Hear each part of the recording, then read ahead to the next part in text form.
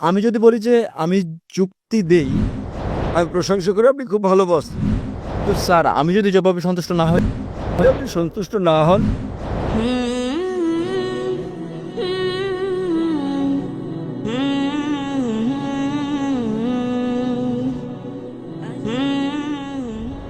শুভ সন্ধ্যা doctor Zakir এবং যারা উপস্থিত আছেন। আমার কোনো কিছু বলার আগে আমি কেবল বলতে চাই, আমি যা জিজ্ঞেস করছি তাতে কাউকে অসম্মান করা আমার লক্ষ্য নয়, এবং সবার কাছে আমি খুবই তরুণ, তাই কিছু বেঠিক বললে আমাকে ক্ষমা করবেন। আমার প্রশ্ন হচ্ছে, যতদূর আমি দেখেছি এবং জেনেছি, আমার চতুর্পাশে আমি দেখেছি ইসলাম প্রতিমা পূজায় বিশ্বাস করে না। তাই আমি জানতে চাই প্রতিমা পূজায় বিশ্বাস না করার কারণ কি? এটা আমার প্রথম প্রশ্ন। ভাই প্রশ্ন করলেন যে তার বিশ্বাস মতে ইসলাম প্রতিমা পূজায় বিশ্বাস করে না। কেন ইসলাম প্রতিমা পূজায় বিশ্বাস করে না? যে কারণে ইসলাম প্রতিমা পূজায় বিশ্বাস করে না তা হচ্ছে এটা নিষিদ্ধ। পয়েন্ট নাম্বার 1, আপনি ঈশ্বরের প্রতিমা বানাতে পারেন না। ঈশ্বরের প্রতিমা বানালেন আপনি ঈশ্বরকে অবমাননা করলেন। ধরেন আপনি প্রতিমা বানালেন এবং ধরেন প্রতিমাটা পড়ে গেল, প্রতিমাটার কি হলো সেটা ভেঙে গেল। যদি প্রতিমা নিজেকে সাহায্য করতে না পারে, কিভাবে আপনাকে সাহায্য করতে পারবে? স্যার, কিন্তু এখানে আমার পয়েন্ট হচ্ছে, যদি ঈশ্বরের প্রতিমা থাকে সেটা আসল ঈশ্বর না হতে পারে যিনি বিরাজমান, কিন্তু এটা আমাকে তার প্রতি উপাসনায় সহায়তা করে, প্রার্থনায় মনোযোগ বাড়িয়ে দেয়। যদি এটা সাহায্য করে আসল প্রার্থনায় মনোযোগ বাড়াতে, আপনার কি ধারণা এটা কি ঠিক?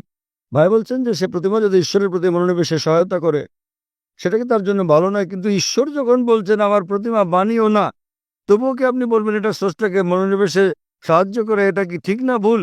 যদি আপনি ঈশ্বরকে ভালোবাসেন তাহলে তাকে মান্য করবেন কিনা? যদি আপনি ঈশ্বরকে ভালোবাসেন তাকে মানতে হবে।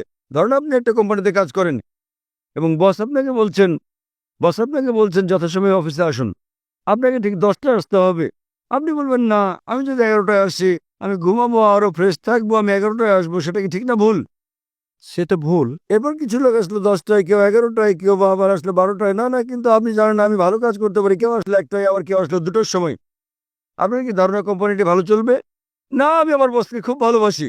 বস বলছেন যথাসময়ে আসুন, টা মানে 10টা। যদি আপনি বসকে ভালো না বাসেন তাহলে আপনি দেরি করে আসতে পারেন আর রেজিস্টারে লিখে দিতে পারেন আমি ঠিক সময় এসেছি। এটা হচ্ছে প্রতারণা। তাই আল্লাহ স্পষ্ট করে বলে দিয়েছেন কোরআনে যে প্রতিমা পূজা করা নিষিদ্ধ। এটা এমনকি হিন্দু ধর্মগ্রন্থে উল্লেখ করা হয়েছে। সুস্পষ্ট করে বলা হয়েছে, আমি আগেও বলেছি, শ্বেতাসূত্র উপনিষদে আছে, অধ্যায় নম্বর 4 অনুচ্ছেদ নম্বর 19, যজুর্বেদ অধ্যায় নম্বর 32 অনুচ্ছেদ নম্বর 3, না তাস্য প্রতিমা আস্তি। মহান ঈশ্বরের কোনো প্রতিমা নেই, কোনো প্রতিচ্ছবি নেই, কোনো ফটোগ্রাফ নেই, কোনো চিত্র নেই, কোনো প্রতিকৃতি নেই, কোনো প্রতিমা নেই, কোনো ভাস্কর্য নেই, কোনো মূর্তি নেই। যখন ঈশ্বর বলছেন কোনো মূর্তি নেই, কোনো ভাস্কর্য নেই, আপনি বলছেন না না মনোনিবেশ করতে আমার দেবতা দরকার। এ কথা কে বলেছেন? হিন্দু পণ্ডিতগণ।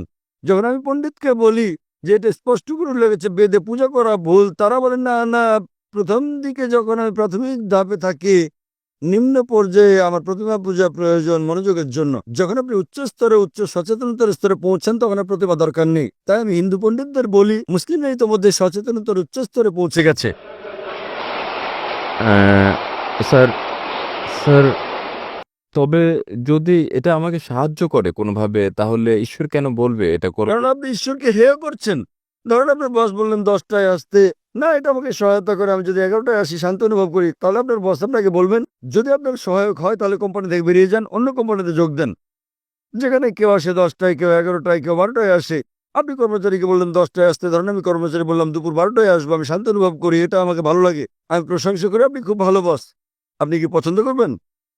প্রতিদিন আপনি বলেন আমার বস খুব ভালো, আমার বস খুব ভালো, আপনি তসবি জপেন, আপনার জপমালা, আমার বস খুব ভালো। অন্য কর্মচারীরা বিকেলে আসে, 2টোর দিকে আসে, আমার বস খুব ভালো, আমার বস খুব ভালো। বস বলবেন ভাই আপনি আমার প্রশংসা বন্ধ করেন, সময় মতো অফিসে এসে কাজটা করেন। তাই আপনার ঈশ্বর, আপনার স্রষ্টা আপনার ধর্মগ্রন্থে আপনাকে বলেছেন, হিন্দু ধর্মগ্রন্থে, খ্রিস্টান ধর্মগ্রন্থে, মুসলিম ধর্মগ্রন্থে, প্রতিমা বানিও না। আপনি ঈশ্বরকে অবমাননা করছেন। এত ক্ষমতাবান ঈশ্বর, তার প্রতিমা বানাচ্ছেন। কে প্রতিমা বানাচ্ছে? কে বানাচ্ছে? মানুষ। তখন ঈশ্বর বলবেন আমি মানুষ জাতিকে বানিয়েছি, এখন মানুষই বানাচ্ছে আমাকে। কি বোকামি এটা! স্যার, কেন আপনি করেন? না না যখন ঈশ্বর আপনাকে বলছেন প্রতিমার প্রয়োজন নেই, প্রতিমা ছাড়া ঈশ্বরের প্রতি মনোনিবেশ করো। স্যার, আমরা ঈশ্বরকে সৃষ্টি করছি না। আমরা যখন প্রতিমা গড়ি এবং আমি আমি ভাবি আমরা তাকে হেয় করছি না। যখন আমরা প্রতিমা বানাই এটা কেবলই তার একটি আকৃতি বানানো এবং আমার ধারণা এটা তারই অংশ বিশেষ যদি এটা সেখানে থাকে না। আপনাদের উল্লেখ আছে? স্যার আমি হিন্দু নই, আমি বেদে বিশ্বাস করি না। তাহলে কি আপনি খ্রিস্টান? আমি যৌন। জৈন। জৈনরা কি ঈশ্বরে বিশ্বাস করে? হ্যাঁ তা করে। আপনি কি আপনাদের জৈন মতবাদ জানেন?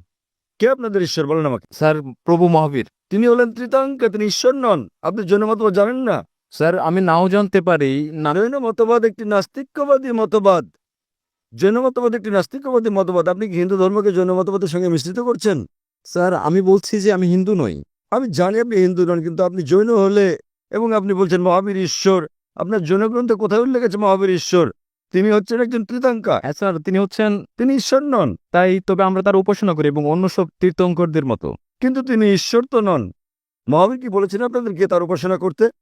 না আমি এসব পড়িনি। আপনি জানেন না তাই আপনাকে বলছি। আপনারা জানেন না মহাবীর কি বলেছেন এবং আপনারা বলছেন মহাবীর হলেন তীর্থাঙ্কর।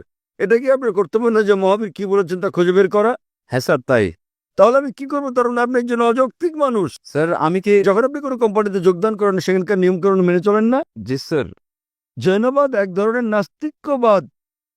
তাই তারা সেখানে- বিশ্বাস করে যে যারা জীবন লাভ করে তাদের মৃত্যু জন্ম জন্ম মৃত্যু জন্ম মৃত্যু হয়। যদি আপনি চক্রমুক্ত হন, যখন আপনার কোনো ইতিবাচক নেতিবাচক দিক থাকে না, তখন আপনি লাভ করেন নির্বাণ। জৈনবাদ অনুসারে 24 জন মোক্ষ অর্জন করেছেন জি স্যার। এবং মহাবীর হচ্ছেন 24তম তীর্থাঙ্কর।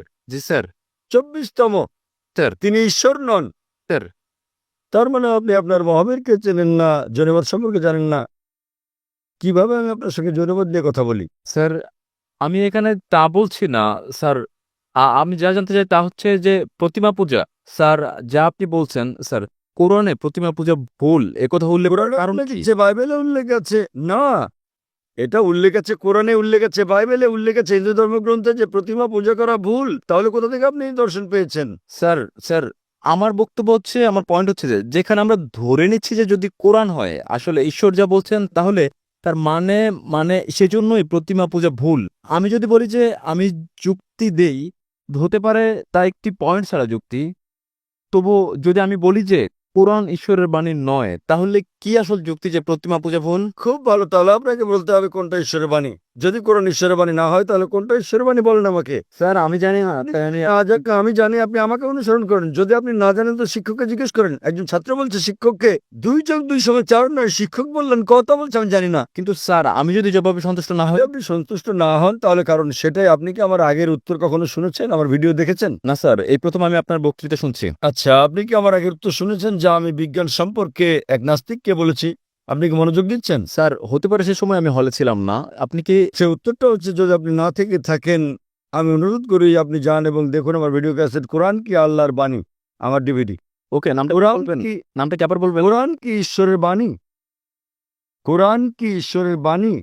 এবং ইনশাল্লাহ যদি আপনি মুক্ত মনে এটা দেখেন, আপনি ইনশাল্লাহ গ্রহণ করবেন যে কোরআন ঈশ্বরের বাণী এবং বিশ্বাস করবেন ঈশ্বর একজন, যার কোনো প্রতিমা নেই, এবং ইনশাল্লাহ আপনি এটা গ্রহণ করবেন। তাই যান এবং দেখেন ডিভিডিটা, এটা 4 ঘন্টার ডিভিডি। এবং ইনশাল্লাহ আপনার কোনো জিজ্ঞাসা থাকলে আপনি আমাকে লিখতে পারেন আমার ইমেলে zakir@irf.net।